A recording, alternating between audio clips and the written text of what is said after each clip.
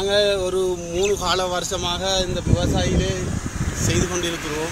விவசாயி செய்து கொண்டிருக்கும் நிலைமையிலே இது இந்த முறை எங்களுக்கு அதிக 3 நாள் செய்து கொண்டிருக்கிறோம்.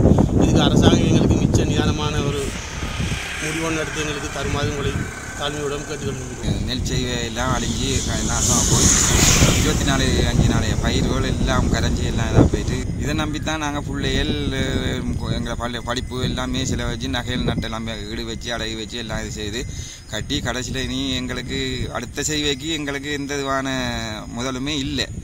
இனி அரசாங்கத்தால் உதவி செய்தால் தான் நாங்கள் இதை அடுத்த முறைக்கு அது விவசாயம் கொண்டு செய்கிறதுக்கு எங்களுக்கு பூர்த்தியாகும். வெள்ளம் வந்த காரணமாக பயிர் நிலைமெல்லாம் அழிஞ்சு போன காரணமாக இனி இதை எடுக்கிறதுல எந்த இதுவான இதுவும் இல்லை. முதலும் வருதோ வரலையோ அதுவும் எங்களுக்கு நிச்சயமாக இல்லை. எல்லாம் அவிச்செல்லாம் மஞ்சள் அடித்து போய் எல்லாம் இதாக கிடக்கு.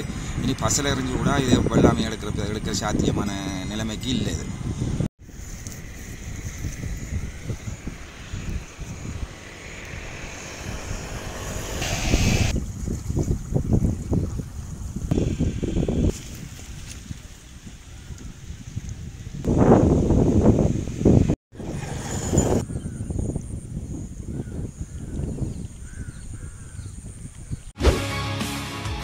செய்திகளை உடனுக்குடன் தெரிந்து கொள்ள உடனே சப்ஸ்கிரைப் பண்ணுங்க.